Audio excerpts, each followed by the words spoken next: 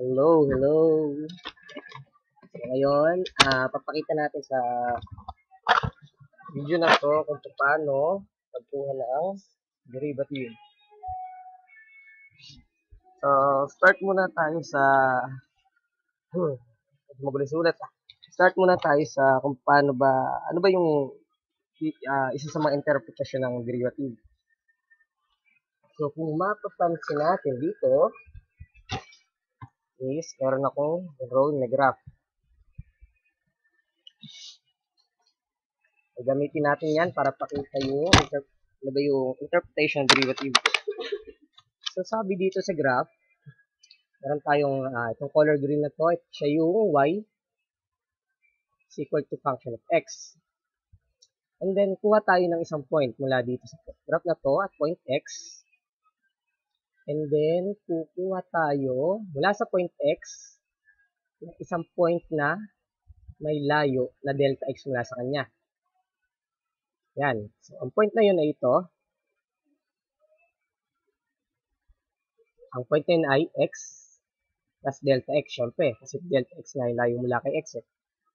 So, ngayon, kung ito ay function of x, itong point na teka, sira yung natin. Itong part na to ay syempre f of x. Diba? At itong part na to ay f of x plus delta x. Diba? Diba kaka? Good. So ngayon, tingnan natin kung ano ibig sabihin ng derivative. Ang derivative kasi, para sa isang function na y equals f of x, pwede natin sulat na y prime, kaya f prime of x, o kaya dy over dx. Equal siya dito, delta y plus delta x, pero hindi lang yan. Meron siya nung, meron siya nung, tinatawag natin limit. Limit as delta x, delta x approaches 0. So, ano ibig sabihin yan? Kung mapansin nyo, ang quantity na kinukuha natin ay delta y over delta x. Familiar ba siya? Ito kasing formula na to ay slope.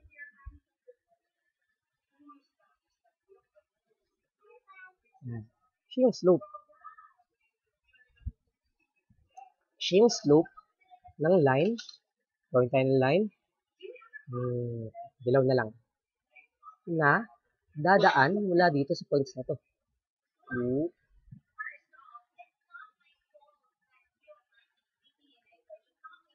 Pag pinagdugtong natin pala itong point na to, ito, buo tayo ng line, yung slope niyan, ay delta y over delta x. Ngayon, kung itong delta x, ilapit natin, o itong palitin natin ng paliitin, diba? Palitin natin ng paliitin yan, sabihin, itong point na to, lalapit ngayon kay x, lalapit ngayon siya na lalapit kay x, magkakameron tayo ng isang line na tangent ngayon.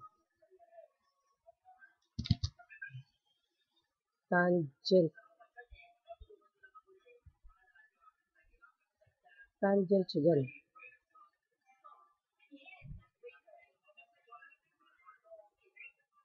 Sabihin, along dito, halos sa x lang siya magkakaroon ng contact. Diba? Tangent siya dito. So, yung slope pala ng tangent na yun daw, yun yung derivative. Kaya nga siya yung limit ng slope as delta x approaches 0. Habang itong delta x palit ng palit, or itong point na to, x plus delta x, ay papalapit ng x. Okay. So, ngayon, hindi na natin masyadong dito sa video na to, hindi na natin didiscussin siya masyado kung paano siya derive, yung ibang mga derivatives. Titingnan na natin ngayon yung ilan sa mga common na functions. Alam natin yung derivatives. Magsimula tayo sa y is equal to c. Diba? Kung saan ang c ay kahit anong constant, kahit anong value, pwedeng 1, pwedeng 2, 0, 3, 3.5, 1.5, yan. So, pag tinignan natin, ang graph ng y equals c, ay ito lang. Wala siyang horizontal line. So, diba? So, alam naman natin, so, recall lang, na ang slope ng isang horizontal line ay 0. Slope niya, m. M yung slope, m ay 0. So, ano ina-expect natin? Expect natin na since slope niya 0, dapat yung derivative nito 0 din. Kasi slope nga lang yun. Yung derivative ay slope lang. So, dy over dx is equal to 0. Yan. So, ito medyo madaling tandaan. Ang derivative ng constant ay 0 lang. So, next naman, ito ang tinatawag natin polynomial function. Y is equal to x to the n, kung saan ang n ay kahit anong number. 1, negative 1, 2, gano'n. So, paano kunin yung derivative niyan? So, para kunin yung derivative niyan, kung mapansin nyo, ang derivative niyan, dy over dx is equal to n times x to the n minus 1. Diba? Parang ang ginawa lang natin, meron tayong function. So, dito, yan, x to the n, parang ang ginawa lang natin ay itong n, ilipat natin doon sa baba. Kaya nagkameron ka ng n, at pagkatapos mo malipat sa baba, binawasan mo siya ng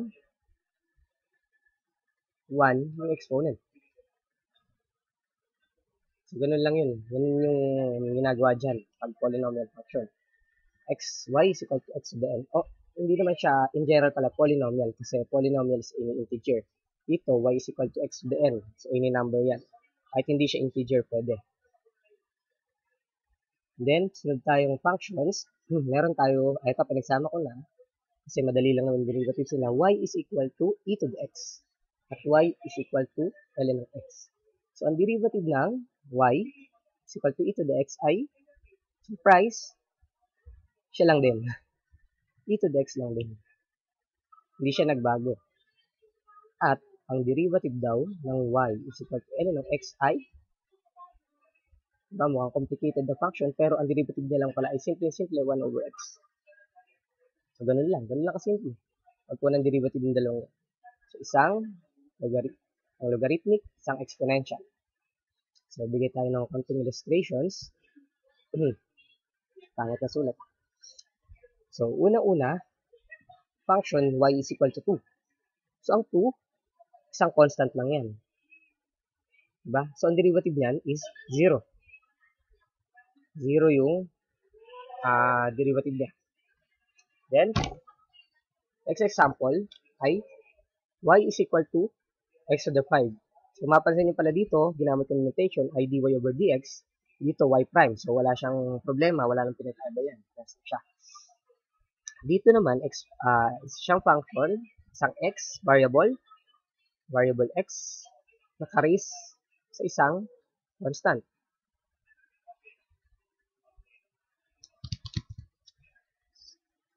So, paano kunin na derivative niyan? Una-una, baba mo to. Yung part na to, baba mo, multiply mo siya, and then, bawasan mo siya ng 1. Kaya siya naging y prime is equal to 5. So, yun, x raised to the 5 minus 1 is equivalent to, equal siya sa 5x to the 4th. So, ganun lang. Ganun lang ang derivative niya. So, yung katatlo, ito, simple lang. Y is equal to e to the x. Alam naman natin, galing dito, ang derivative niya, sarili niya lang. Y dy over dx is equal to e to the x din. At ang derivative ng y is equal to ln ng x ay 1 over x. Galing dito. Diba? Hindi pa masyadong komplikado.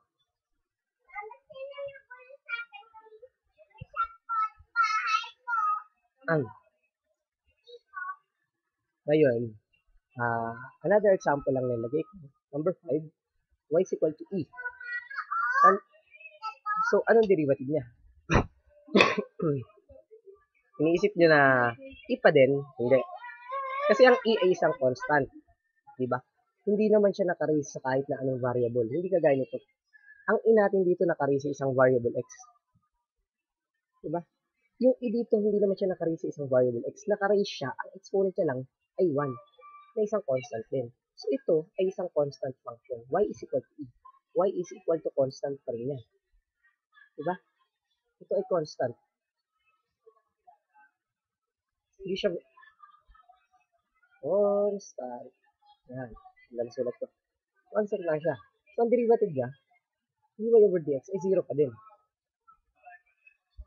Yan. So, yun lang. Para lang may na makita yun.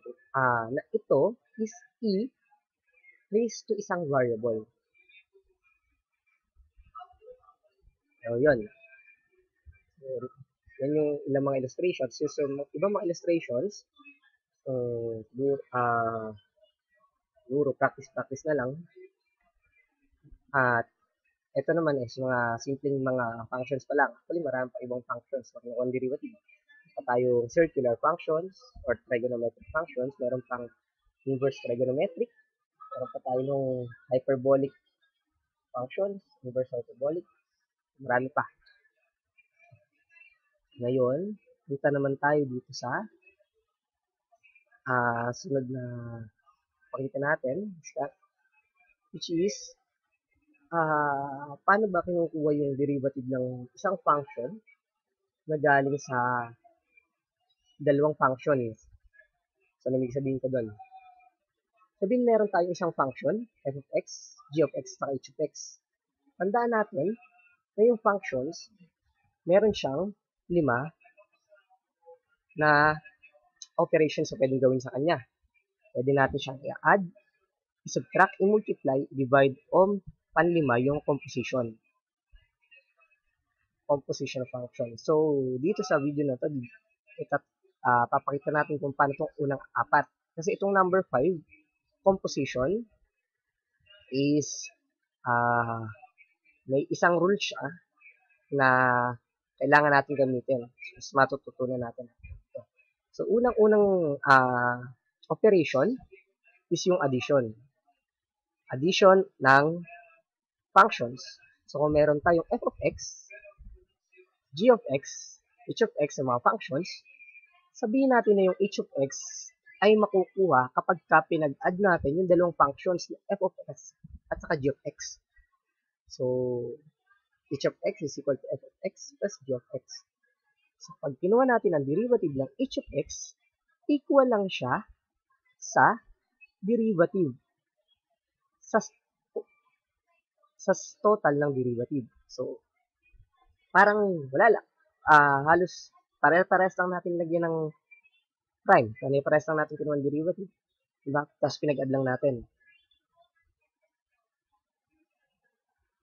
So, as illustration, example, given tayo ng y is equal to x to the 6 plus h plus x.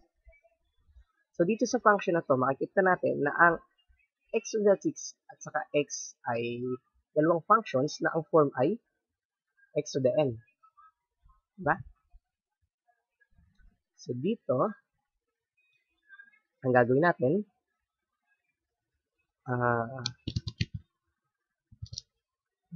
para makuha yung derivative ng y is kukunin natin yung derivative ng bawat isa at saka pag-add natin.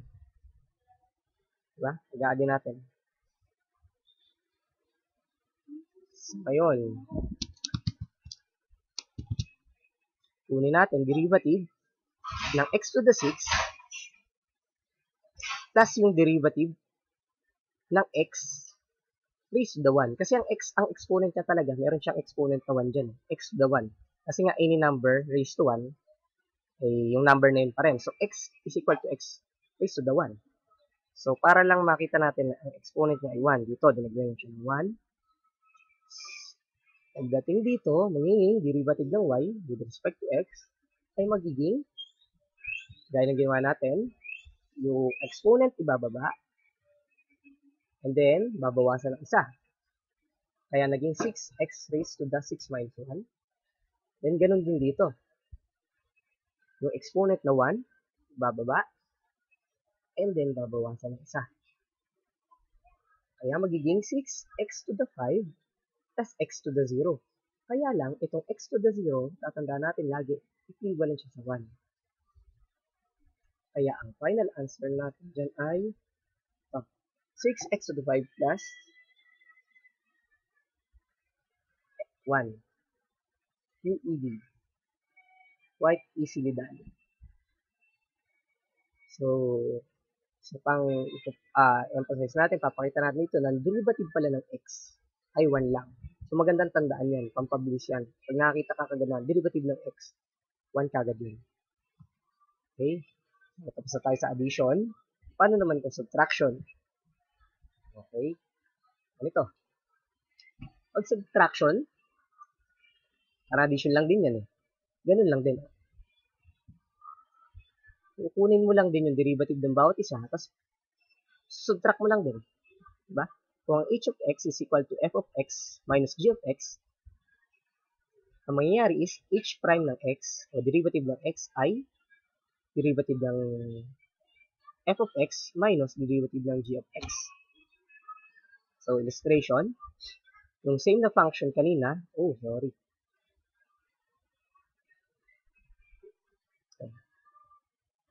same na function yan kanina, pinalitan lang natin yung sign ng minus.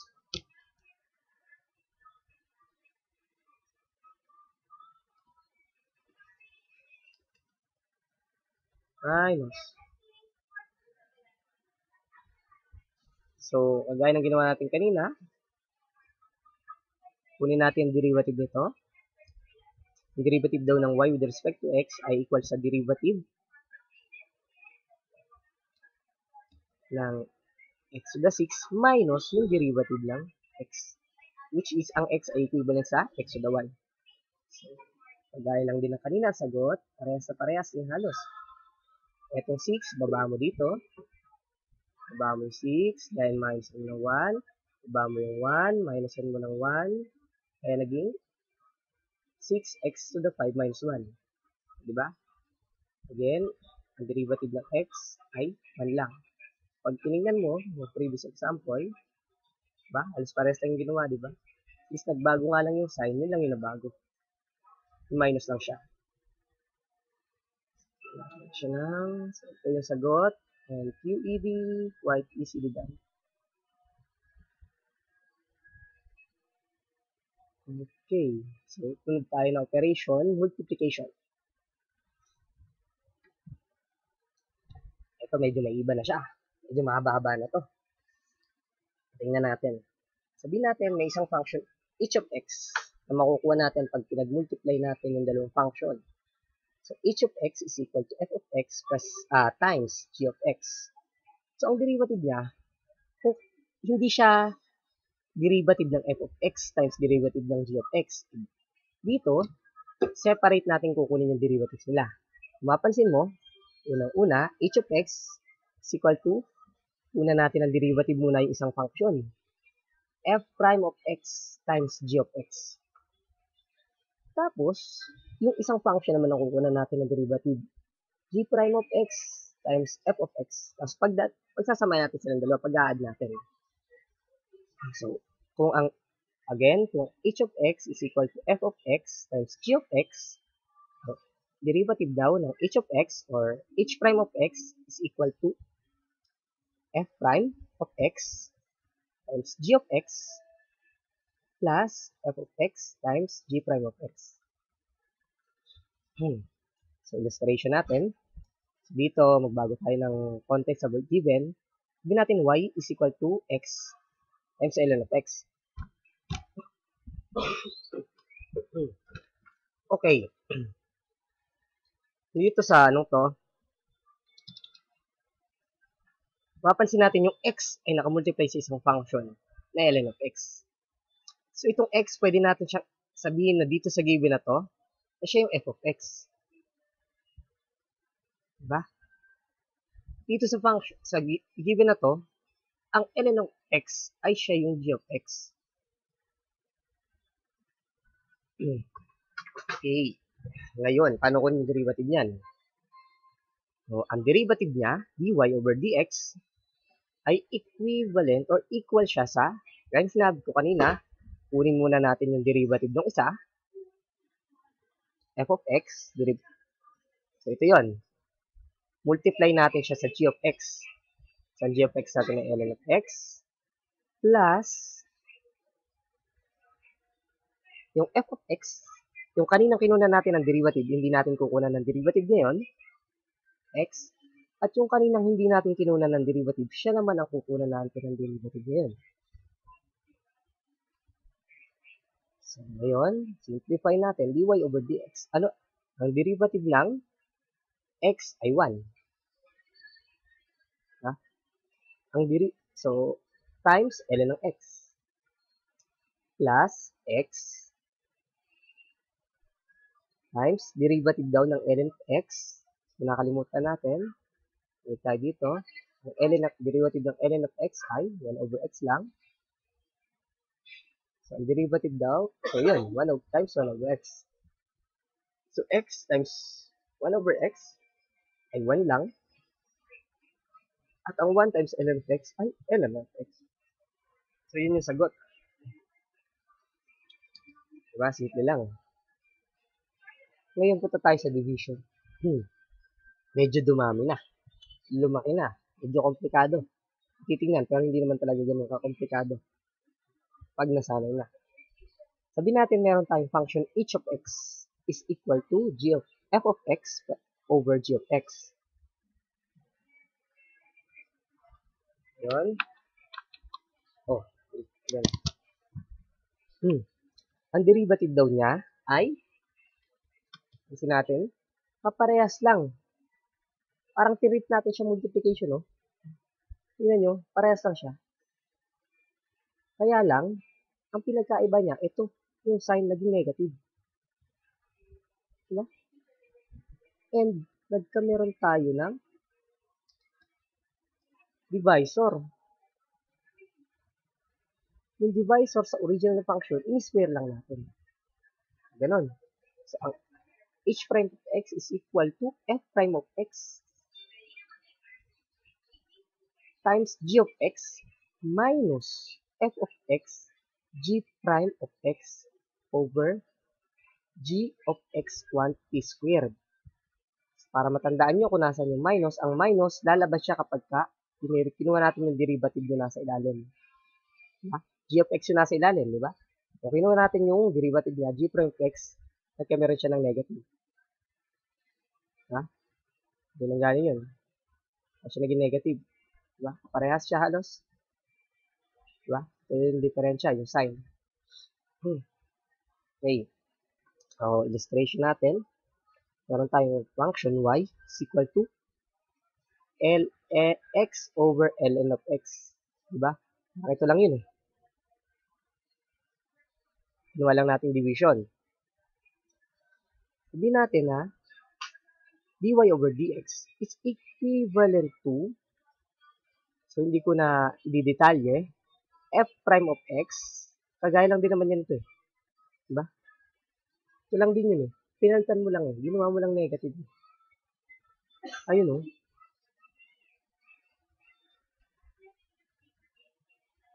Diba? Pero, naglagay ka ng ln of x quantity squared. Itong ln of x mo, i-square mo pagdating dito. Mapansin mo, itong nasa taas, ln of x minus 1, diba? Halos ito lang yan. Pinalitan mo lang ito eh. Pinalitan mo lang yung sign eh. Kinuha mo lang negative yun eh. And then, nilagyan mo siya ng ln of x quantity squared. Diba? So, ito naman, ito, maganda rin tandaan to. Kaya lang, minsan kasi, alam natin na division at multiplication connected yan. Diba?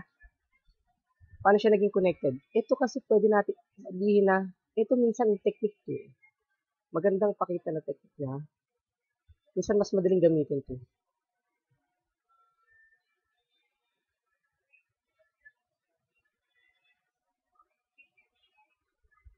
Yan lang yun.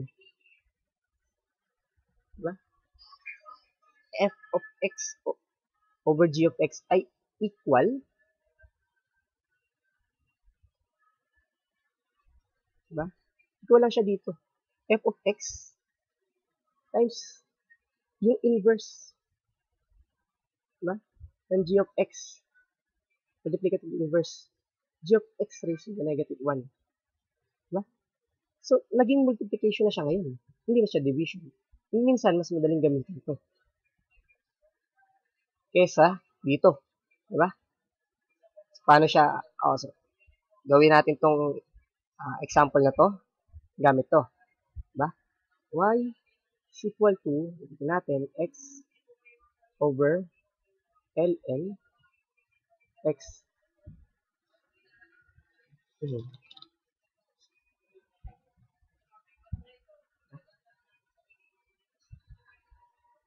Ito ay magiging y is equivalent to x times ln of x is to the negative 1. Diba? Familiar? Diba? Walang din yun eh. Kamar lang siya ng negative 1. And then, pag kinuha natin ang derivative niyan, lalabas na yung pares lang din yun ito. Okay? Although ngayon, hindi ko pa masyadong papakita kasi mapansin nyo, ln of x is a function na ka-raise sa negative 1. Diba? Para siyang x to the n eh. Naging combination siya ng x to the n at saka ln of x. Parang yung ln of x pinasok mo dito sa function na ito. And, alam naman natin, so, doon sa hindi nakaka-recall, na itong paraan ng pag itong ln of x pinasok mo sa isa pang function, ang tawag na dyan is composition. Yung panglima natin na operation. Composition of function. Which is doon papasok yung tinatawag na chain rule. So, separate na video na yun. Sa ngayon, hanggang dito na lang muna tayo. Pero, magandang tandaan na itong function na to, pag division is mas maganda minsan na convert siya sa multiplication. And then, gagamit na lang tayo ng chain rule.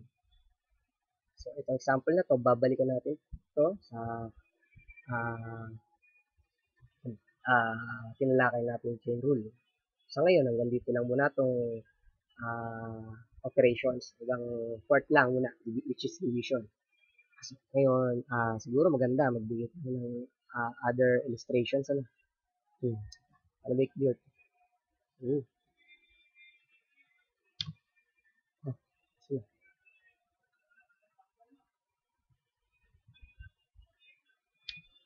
Yan. So, ngayon, clear na natin. Bigay tayo ng ilang illustrations. Y is equal to e to the x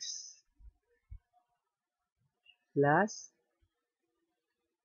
ln x plus square root of x. Mahaba, di ba? So, dito tatandaan nyo, mukhang pagka kasi, kahit saan namang math, medyo konektado sila. So, lagi nyo tatandaan yung mga previews na mga rules, theorems na napag-aralan natin, mga techniques. Kagaya nito, diba? Hindi natin na-discuss itong, paano ba ito kinukuha? Paano ba kinukuha ang derivative daw pag may square root?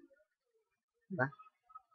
Pero, kaya natin gawa ng paraan yan, which hindi naman talaga kailangan ito. Dahil ito, i-convert lang natin yung form niyan sa isang form na alam natin. Ha? So, ito, paano bigay mo nito? Y, bago natin tayo mag-proceed sa derivative, i-convert muna natin siya dito sa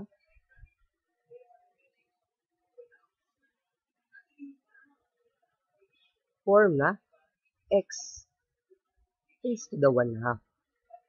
Kasi itong square root of x, sa totoo lang ay, sulat natin dito, equivalent lang naman siya sa x to the 1 half. Diba? Yan. Tingnan natin. So ngayon, yan, familiar na tayo. Ito, alam na natin derivative niyan. Ito lang yun. Diba? Pati yung ln of x, alam natin. Ito lang yan. Etong x to the 1 half, alam natin yan. Ito lang yun. Okay. Ito lang yun. Diba? Yung n mo dito, 1 half. Diba? Ngayon, pag kinuha natin derivative, sabihin ko dy, y prime, equivalent siya sa, yan. Ang derivative ng, so, since multiplication, addition siya, kukunin lang natin yung derivative nila sa isa. Tapos i-add lang natin. So, ang derivative ng e to the x ay e to the x pa rin. Natin ang mga, diba?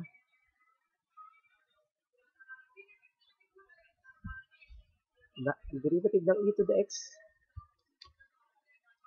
x pa rin. Plus, derivative ng ln of x, oh, wala yung x dito.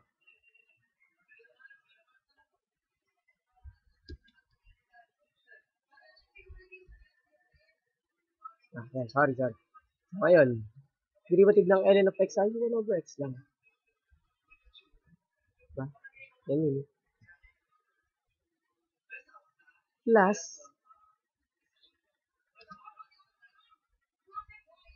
yung derivative ng x to the 1 half. So, para maging step by step naman, again, baba yung exponent niya na 1 half. And then x to the 1 half, babawasan mo ng isa. Minus 1. Equivalent siya sa e to the x plus 1 over x plus 1 half is the x 1 half minus 1, kalahati, bawasan mo na isa, edi negative pa na. Diba? Negative kasi kailangan naman mas malaki yung binawas mo kasi pinagbabawasan mo. Negative, utang ka pa. Diba? Ayan, kung gusto pang i-simplify, pwede pa. O gusto pang i-change to, tanggalin mo yung negative na exponent. Diba? Pwede pa rin yan. Although hindi na to necessary, depende na sa kung nagsisolve yan, pwede pa rin gawin to. 1 per 2, diba? X to the 1 half. Diba? Gusto mo pang palitan ulit, pwede pa ulit. Pero ito, pwede na to, ito pwede na to, pero kung maarte ka, yung teacher mo maarte, pwede pa rin to. Square root ng x. Ayan. So, kahit alin dito sa tatlong to, pwede. Pwede na to, pwede na to, pwede na to. Diba? So, yan. So, ngayon, bigay pa tayo ibang illustrations, ibang examples naman. So, kung subtraction yan, diba? Alam naman natin, papalitan lang natin yung mga sign. Ngayon, illustration number 2. Y is equivalent to A 9 x the 6. And, ito 9. Lagyan ko ng buntot. Para, yan, 9. Okay. Diba? Parang multiplication siya. Kaya lang ito, pa-multiply siya sa constant. Diba? So, y prime o sa derivative daw ng 9, 0 times x to the 6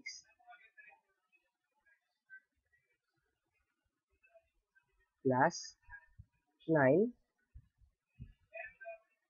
times derivative naman ito, x to the 6. 6 x to the 5. Alam naman natin ito, 0 lang to.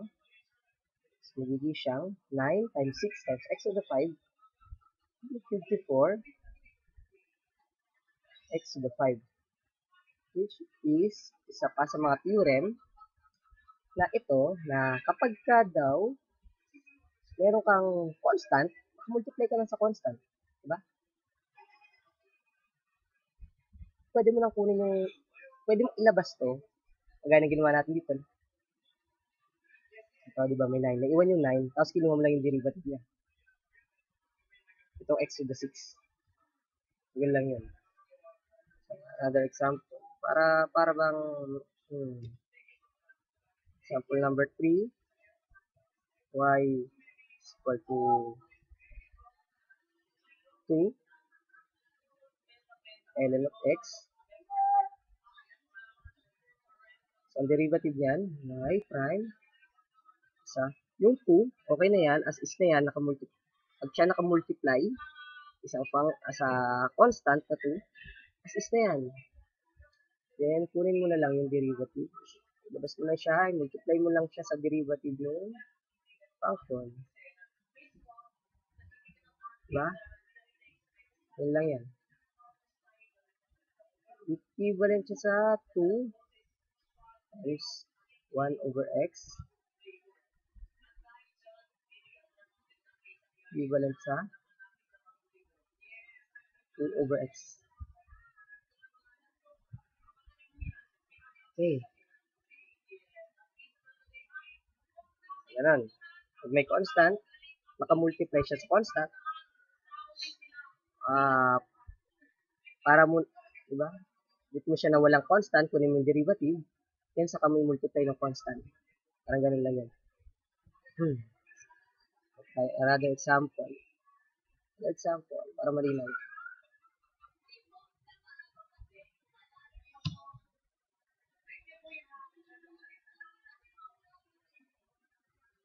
Ayun.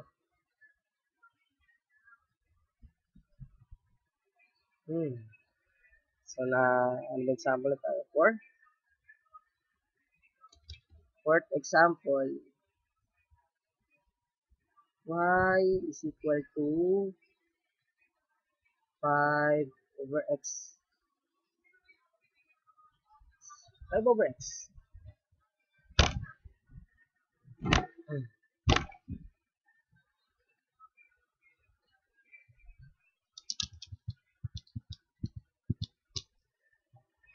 1 over x muna tayo. Madali. Y is equal to 1 over x. Ito kasi mga common to na dapat familiar ka na kahit biglain ka. Kasi yung y is equal to 1 over x, anong derivative? Alam mo na kaagad. Kasi sa mga functions na yun. Kasi ito, simple lang siya. Equivalent siya sa, makikita natin step by step, by division. X squared, kaya sinabi kanina. Again, kunin mo yung derivative na nasa taas na function. Derivative ng 1 ay 0. Multiply mo by kung ano yung function sa baba. X lang, di ba? Minus, ang kinunan mo ng derivative dito, yung 1. So, siya yung hindi mo kukunan niya ng derivative. At ang kukunan mo naman ng derivative ngayon, itong x, which is ang derivative ng x, ay lang. Equivalent ngayon siya sa, ito 0. Negative 1 over x squared. Diba? So, ito, magandang tandaan yan. Ang derivative pala ng 1 over x ay negative 1 over x squared lang. Pero kung hindi, pwede naman i-derive. Gamit ito. So, ngayon, punta tayo sa panglimang example. Y is equal to 5 over x. Diba? Ito lang din yan. Minultiply mo lang ng 5 sa ito lang. Diba, pwede mo siyang sabihin na y is equal to 5 times 1 over x. Ang gagawin, At pag kinuha mo yung derivative niyan, pwede mo na kagad ilabas na 5 times yung derivative.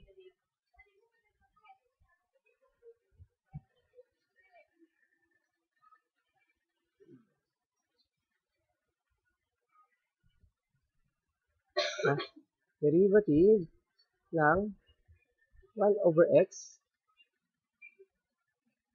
Multiply siya sa constant. So, ilabas natin yung constant. Kung natin yung derivative ng function. Equivalent siya sa 5. Then, ano yung derivative ng 1 over x? Kung maganda, familiar na kayo, tandaan natin na ito ay negative 1 over x squared. Negative 1 over x squared. So, equivalent siya sa 5 over x squared. Diba? So, yan yung ilan lang sa mga simpleng examples pa. Siguro, bibigay pa tayo maraming illustrations. Susunod na, natin na chain rule, which is ang involved na operation sa kanya ng functions ay yung panlimang operation, which is composition niya. Okay? Nandito na lang. Maraming salamat sa panonood. Thank you.